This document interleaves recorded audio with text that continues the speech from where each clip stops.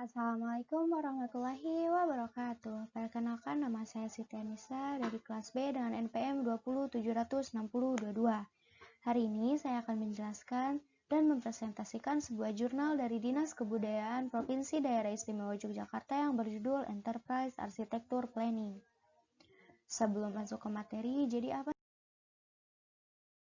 sih itu Dinas Kebudayaan? Dinas Kebudayaan merupakan unsur pelaksana pemerintah daerah di bidang kebudayaan dan kewenangan dekonsentrasi serta tugas pembantuan yang diberikan oleh pemerintah.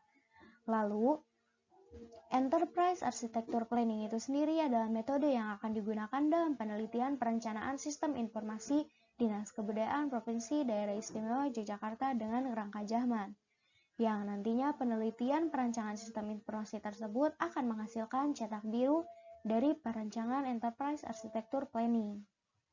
Dan dari hasil uji kelayakan serta akan diterapkan sebagai sistem informasi. Dan kita akan masuk ke metode yang akan digunakan. Yang pertama ada pengumpulan data. Pengumpulan data itu sendiri akan dilakukan dengan cara wawancara, observasi, dan studi pustaka. Lalu yang kedua ada analisis dari hasil wawancara, observasi, dan studi pustaka tersebut dan akan menghasilkan perencanaan dan pemahaman kondisi.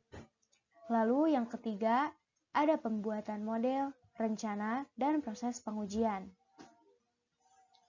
Yang pertama ada arsitektur enterprise. Arsitektur enterprise adalah kumpulan prinsip, metode, dan model yang bersifat masuk akal yang digunakan untuk mendesain dan merealisasikan sebuah struktur organisasi enterprise, proses bisnis, sistem informasi, dan infrastrukturnya.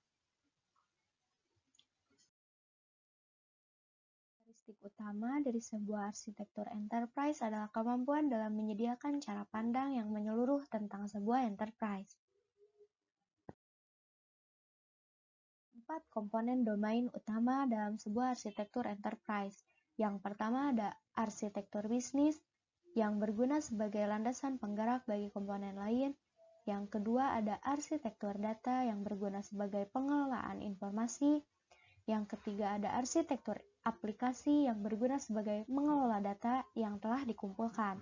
Dan yang keempat ada arsitektur teknologi yang berguna sebagai penyediaan lingkungan aplikasi dalam pengumpulan data. Yang kedua ada unsur e-government. E-government merupakan suatu mekanisme interaksi baru atau modern antara pemerintah dengan masyarakat dan kalangan lain yang berkepentingan dengan tujuan memperbaiki mutu atau kualitas pelayanan yang sedang berjalan. Yang ketiga ada kerangka kerja Jahman. Jahman Framework atau JF merupakan skema untuk melakukan klasifikasi pengorganisasian artefak enterprise. JF itu sendiri terdiri dari 6 kolom dan 6 baris.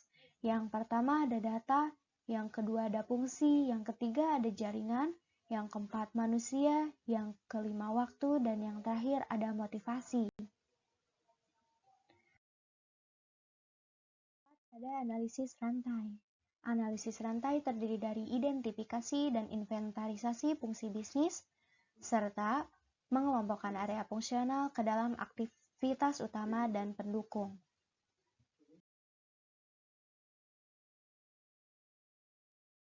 Yang kelima ada perencanaan arsitektur enterprise, menghasilkan proses untuk mendefinisikan arsitektur. Yang keenam ada BPMN, menghasilkan teknik untuk memodelkan dan manajemen proses bisnis. Yang ketujuh ada ERD, yang akan menggambarkan relasi antar objek. Yang kedelapan ada pengujian dengan tool K.2, yang akan membangun dan menjalankan aplikasi bisnis.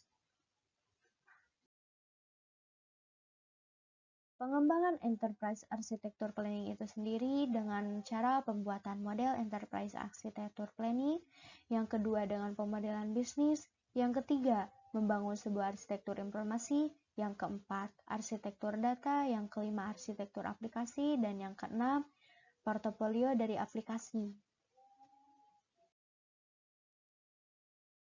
Kesimpulannya, yang pertama, hasil dari penelitian yang telah dilakukan adalah sebuah pemodelan arsitektur enterprise berupa model arsitektur informasi, arsitektur data, arsitektur aplikasi, dan arsitektur teknologi pada Dinas Kebudayaan Provinsi Daerah Istimewa Yogyakarta, yang dapat digunakan untuk mendukung proses bisnis sehingga terwujudnya keselarasan antara teknologi, informasi, dan kebutuhan bisnis. Yang kedua, dengan adanya dokumen perencanaan sistem informasi ini akan mendorong adanya SDM yang membangun dan mengelola sistem informasi di Dinas Kebudayaan Provinsi Daerah Istimewa Yogyakarta. Dan yang ketiga, pemodelan yang dibuat di Dinas Kebudayaan Provinsi Daerah Istimewa Yogyakarta ini valid dengan 2 kali pengujian. Yang tahap pertama memperoleh 86,67% dan pengujian yang kedua diperoleh bernilai 100%. Terima kasih atas perhatiannya. Mohon maaf apabila ada kekurangan mutlak dari diri sendiri dan kelebihan hanya milik Allah Subhanahu wa taala. Akhir kalam, wassalamualaikum warahmatullahi wabarakatuh.